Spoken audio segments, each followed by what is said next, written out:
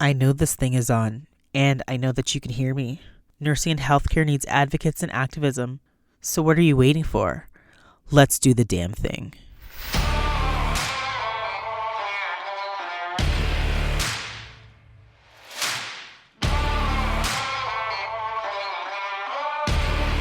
Hi, and welcome back to The Gritty Nurse, an unfiltered conversation about healthcare, nursing, and the intersection of health politics and policy.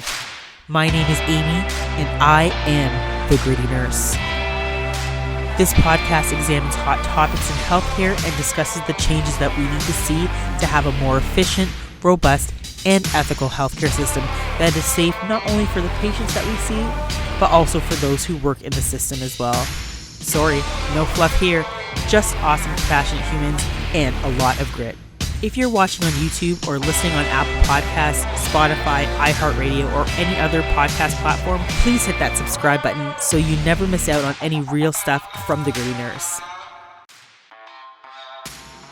As nurses, we know that patient care doesn't stop at the hospital doors. We work side by side with some of the most dedicated and essential members of the healthcare team, which are caregivers. These are partners, family members, and friends who provide critical, round-the-clock support, often without a handbook or a break. But who is supporting them? Did you know that about 4 million people in Ontario care for a friend, parent, family member, or a neighbor? Well, in this episode, we're going to get to the heart of the question about caregiving. I'd like to introduce Amy Coupal to the show. Amy Coupal is the CEO of the Ontario Caregiver Organization. She has a Master's of Education from the University of Calgary and is an elder-trained coach. With over 20 years of experience in the nonprofit sector, she's passionate about making a positive impact in the lives of individuals and communities. Amy has a deep personal understanding of caregiving and has been a caregiver for most of her life. She's cared for her brother who had cerebral palsy, supported her mother through a cancer journey, and currently provides support to her elderly father. Welcome, Amy, to the show. Thanks so much for having me. I'm really looking forward to this conversation. Yeah, no, thanks for coming. I was really surprised by the number. When I looked online, I was like 4 million. That's a lot of people. And I bet you, there's probably even more people that are still providing care in various different ways that might have not even self-identified. Because I think one of the things is most people might not even see themselves as a caregiver. I remember thinking about the fact that when I had my episode about the midlife squeeze, it like hits 40 and all of a sudden now I'm taking care of my parents. It's such a weird shift, but it's an important shift that we have to talk about. So before we get into the nitty gritty of the conversation, let's talk a little bit about your organization. Would you mind providing an overview about what your organization does? Sure. So the Ontario Caregiver Organization supports Ontario's 4 million caregivers. That number is going to grow, by the way. So you're quite right that there are more people out there. We anticipate that there will be 6.5 million people by 2030, which is just around the corner. And these are regular people, family members, friends, and neighbors who are supporting someone around physical or mental health. And what I can say from my own experience, and certainly in working with caregivers, is that there really are no two caregiving experiences that are exactly the same. So caregiving evolves over time. It might be things like booking appointments or going to an appointment with someone. It might be supporting medication management, but it can also be much more active and time-intensive kinds of things where people are actually doing paramedical tasks at home, helping with a wide range of tasks associated with daily living. And it may change over time based on the needs of the person that they're caring for. And it usually doesn't go in a straight line. So, there may be times if someone is going in and out of hospital or their healthcare needs are changing, that caregiving can become more or less intense. It's not always predictable. I completely agree with that in terms of how the shift may change. I think there's a lot of things that we could talk about in terms of, just the fact that workplaces need to do a little bit of a better job when it comes to providing support for their employees that might have to take time off because they're being an essential caregiver. I think that, one of the biggest things I've noticed is it's hard to ask for help. Like I haven't even asked for help. I feel like I'm not there yet. But what is the sense and what would you tell people about when people should reach out to get some help or know or even self-identify that it's like, okay, I think I need a little bit more support here. Well, this is really where an organization like ours comes in. And you asked about what we do. And I think that We want to make sure that we have something for everybody. So whether you're calling yourself a caregiver or whether you're saying, oh, I'm just, helping my parents who are becoming older and they need more support, we have something here for you. So people can find lots of information on our website at ontariocaregiver.ca. There's lots of checklists or toolkits that people can use at specific stages of their caregiving journey. But we'll also do things like connect caregivers with a peer mentor who's maybe had a similar type of experience, or you may want to join a peer support group or one of our education series where we're digging into topics that may be relevant for you, maybe specific caregiving tasks, or maybe some of the financial or legal considerations associated with helping someone who may have physical or mental health needs. So an organization like ours exists to help people no matter where they are in the caregiving journey. And we want lots of points of entry. So you might call our 24/7 helpline, you might visit our website or sign up for one of our programs. And I think that the time that people can determine what they need is as early as possible and related to the support that they're looking for now. So is it that you need a plan? Is it that you need a plan out of a really tight situation? Is it that you don't want to feel so alone? So, I think we have a lot of people who find themselves in these caregiving circumstances without maybe anticipating it. Maybe there was an accident, or maybe we just didn't have some of those conversations in advance. But knowing that you're a caregiver and knowing that there are organizations like ours out there can make a difference in how you navigate that journey. Yeah, no, I think you're right. We don't know what we don't know, right? And I think that it's so important to highlight the fact that there are resources and that there is support and there is help out there. Because I mean, as a nurse, it's a part of our health teaching too, right? To say here are some of the resources that you might need, because we see the patients when they're coming in and then at discharge, and it's a part of that kind of early planning. So I think it should be kind of almost tip of the tongue to say here's an excellent resource if you're going to be going back out in the community. And now you might need, for example, like you said, maybe it's an accident, maybe it's just a new diagnosis. But even for us to have that language to say, here's another place that we could point people for help and support. One of the things that I was looking at in terms of just trying to understand a little bit more about some of the work that you do is looking at where there might be gaps, right? So what would you say some of the biggest gaps there are right now in terms of support for caregivers in Ontario, and how would your organization work to address them? So I would say one of the gaps is actually related to inconsistency. So people can go to one type of healthcare provider or one type of organization and have one experience, and in another have something very, very different. So one of the gaps that we're working on filling is really generating more consistency for caregivers across their experience in the healthcare system. So I would use our essential care partner work as an example of this. The ECP Support Hub, what we are doing is working with hospitals, long-term care homes, home and community care, primary care, to really build on leading practices in three key areas. First is around identification of caregivers and helping them to see that you may be doing something more than being, just a daughter or a spouse or a parent. Then it's also about recognizing them as a part of the care team. And that may be around things like transition planning, for example. The number of times that caregivers tell us they are not included in the creation of a transition plan that hinges on them tells us that this is an important place that we need to do some work. And then the last piece is connecting caregivers with support that's just for them. So we want to unbundle caregivers from patients, clients, or residents. Both are important, but they're not the same.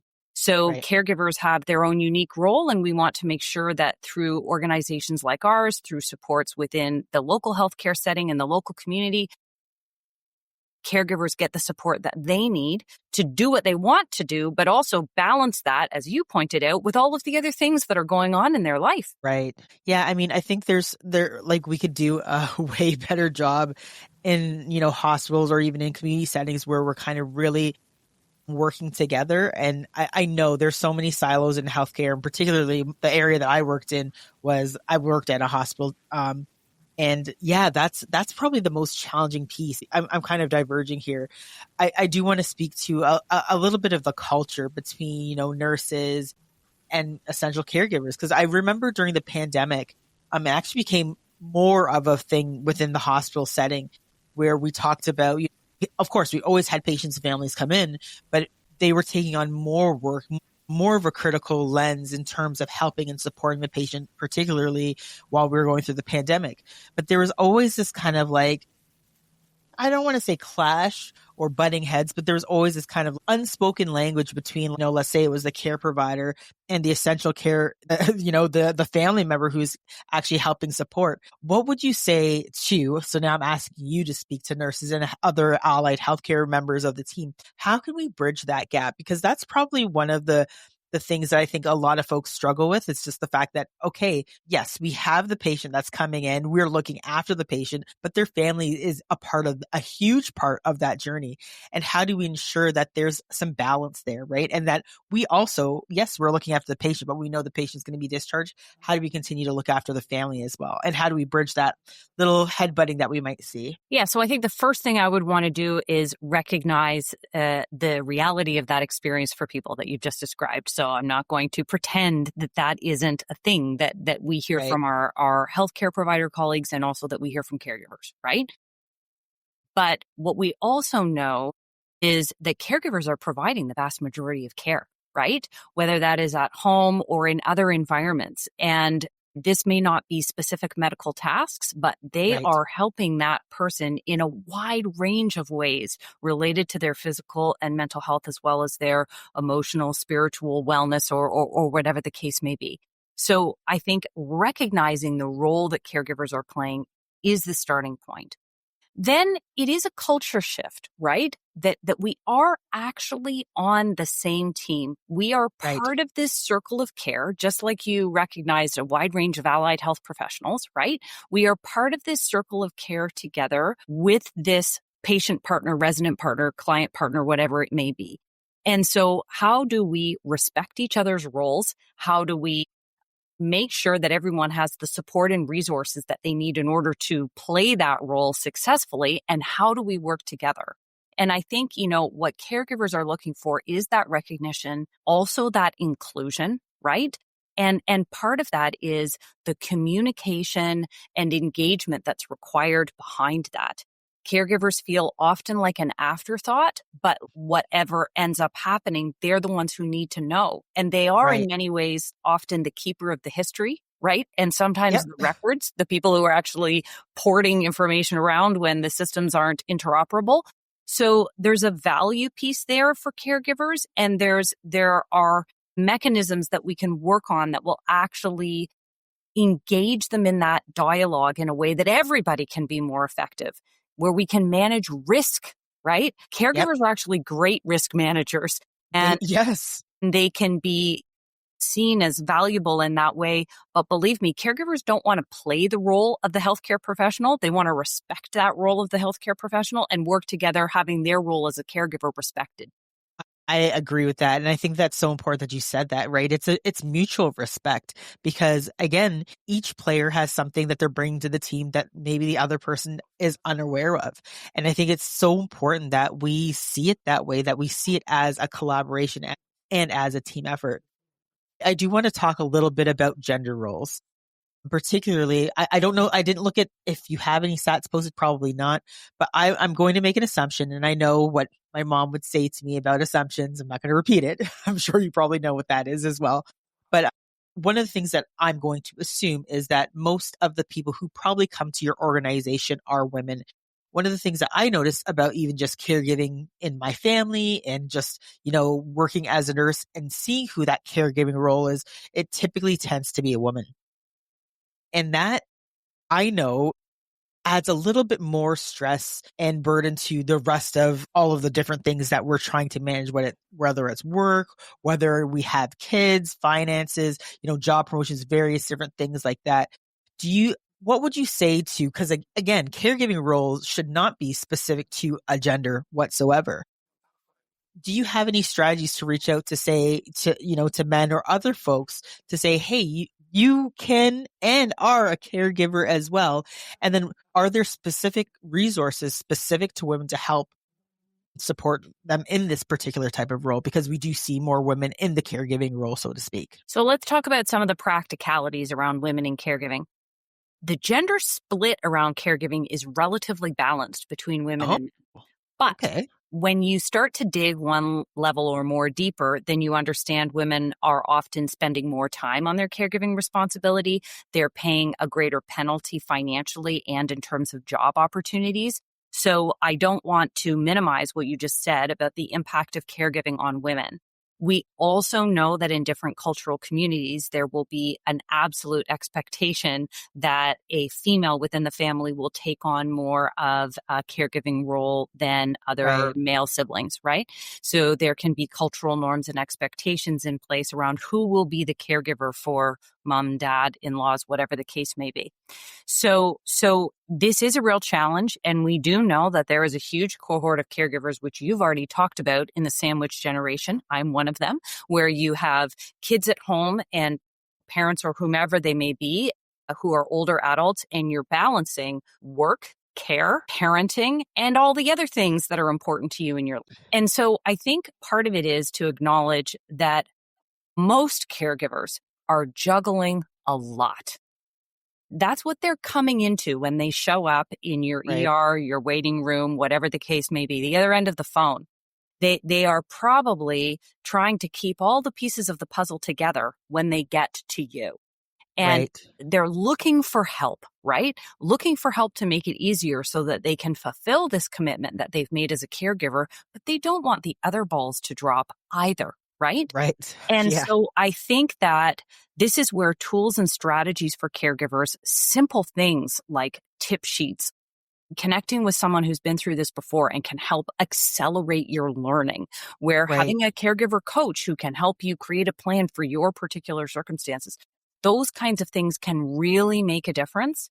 But the other thing I hear consistently that caregivers need, and this applies to women and otherwise, is they want to know that they are not alone. To have it normalized that you're not the only one out there in the world who's balancing all these things, and that it Right. is a lot. And that people need support, whether you are a sandwich generation, perhaps you're an older adult mutual caregiver, that caregiving comes with considerations around how you make it work within your life and for your own health and wellness. I think you're right in terms of the fact that it's so multifaceted, right? And caregiver burnout is a thing. It And I is. think it's okay for people to say, I'm struggling, I need help. And I think that it's so hard, right? We're still working on this language where people feel open and vulnerable enough to say, like, I'm struggling, I'm drowning, I need a little bit of help, because, right, like you said, I'm in that sandwich generation too, where it's just like, I can't put my teenage boys in front of a screen and just leave them unencumbered while I look after, like my parents, and then I have like a newborn, which is another wild situation. But you're right. I think people have to be able to give themselves that grace to say, you know what, this is a lot. And I'm glad to hear it, because I'm going to be sending people your way, that there are other people that are experiencing this, that this is not something that they have to experience in a vacuum all by themselves.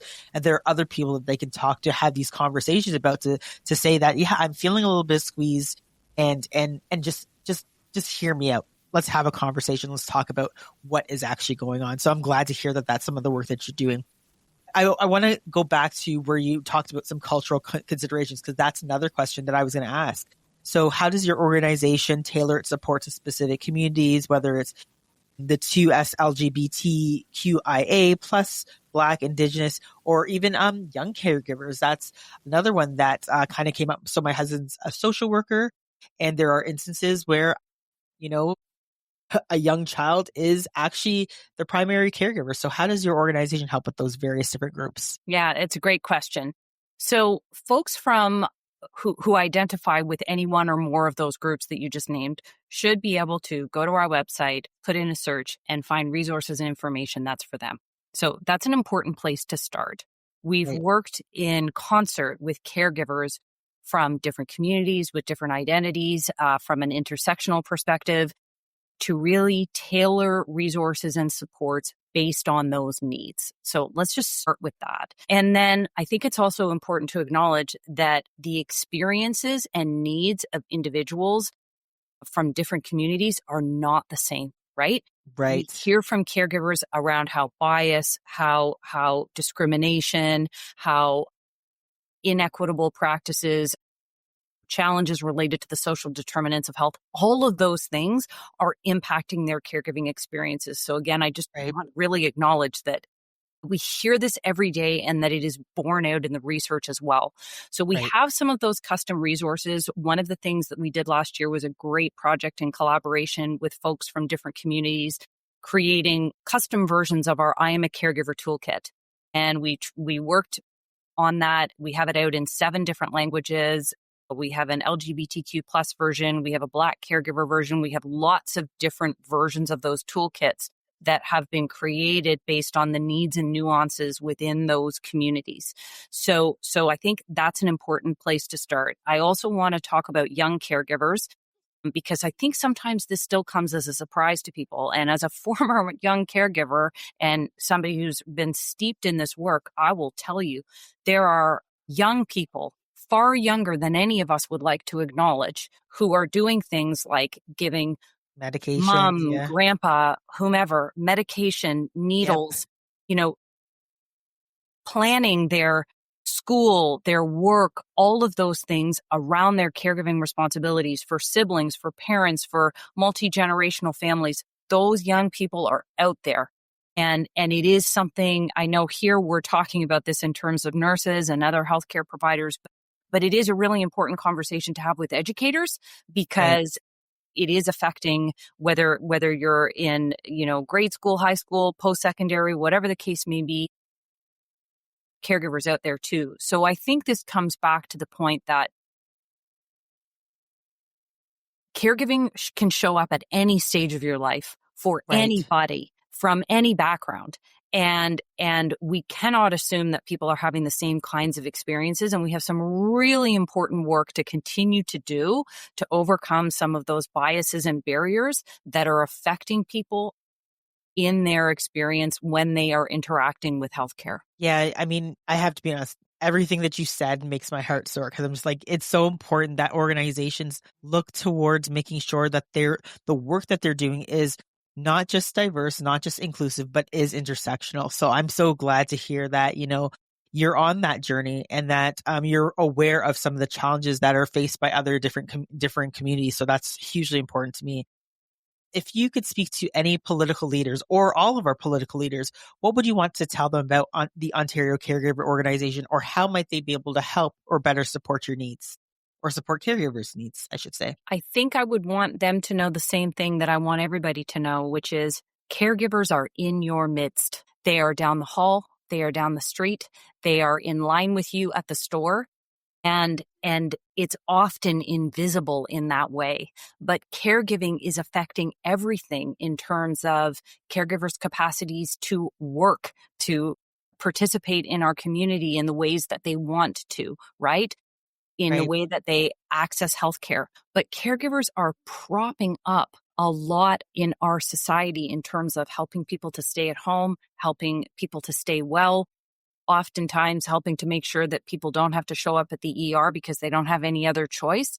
And Right. so I think we need to recognize the value that caregivers bring in our society and how that is actually something that needs to be supported in ways that are going to make a difference in the lives of caregivers to be able to continue to provide care. And as we look at more and more caregivers taking on this role with changes in our demographics, but also with increases in chronic illness, we Right. have to support caregivers so that they can continue to do it because they want to, right? Yeah, they And do. I'll disagree with myself a little bit on the want to piece, because I also want to acknowledge those people who are doing it because they have to. And Mm. there are people who are providing care and it isn't their first choice. I think it's important to recognize that there are people in terms of their role within the family. We certainly hear from people who are caring for former spouses because they're the only Wow. one. And so when we come back to this question of, caregivers and evolving the relationship, it's important to know that people are bringing all that baggage behind them to the conversation, and we don't know what they're bringing when they're at the Right. other end of the phone or they're next to that person, right? I think having that greater awareness and understanding that you said they can be your neighbor, they're down the hall from you, understanding that, it's an everyday person. Anybody can be put into the Anybody. situation where they're in a caregiving role.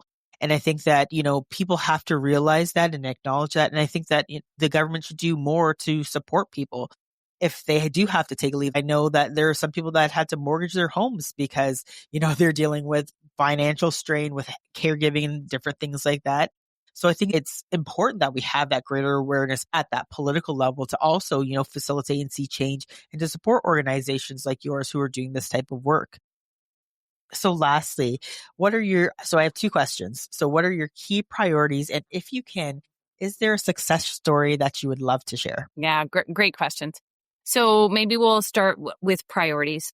My biggest priority is that all caregivers across the province of Ontario are able to connect with the support that they need from us, but also other organizations. One of the things that we do is we connect caregivers with support locally and regionally if they're not already connected with those things.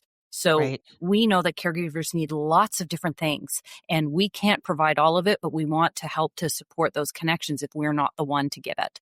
So if we can reduce some of that loneliness and isolation for caregivers where they feel like they're going at it alone, that's great. Another major priority for me is getting to caregivers sooner. We know, and you acknowledged this right from the outset, that we have people where there's a generation of folks in their lives who are aging as we all are, but where they're Right. starting to get into that place where they may need more support. Having a plan is so important. Having those uncomfortable conversations is so important. Managing people's expectations about what do I think you're going to do? What are you not prepared to do? Right. What happens if plan A doesn't unfold? Do we have a plan B? It is vital that we have those conversations, or as you pointed out around burnout, the burnout rates, which are already pretty problematic, are going to get worse. And I would Right. really like to do things to both reduce the existing burnout rate and how quickly people are getting to burnout, which is getting faster and faster, but also to reduce the amount of burnout that people are experiencing, right? Right now, I think there's just so much going on in the world, just in Yeah. general, right? That having a sense of community and knowing that you're not alone is so important. I think back to some conversations I've had with my husband. Like I said, he's a social worker, but he did his undergraduate in philosophy and English, where he'd be like, we had societies of people where all of the things that we did were communal. So you weren't looking after, your mom or your grandma by yourself. It was your community that was looking after, after all of these. So it was never something that you were doing alone. He's like, it would be very rewarding if we ever got back to the state where that, we've begged for individualism. We've begged for, technology, but some of these things are really not helping. And we need to build connection and we need to be able to reach out for support and not feel alone. So I'm glad that there is the Ontario Caregiver Organization. I think that you're doing great work and I'm going to happily point people in your direction.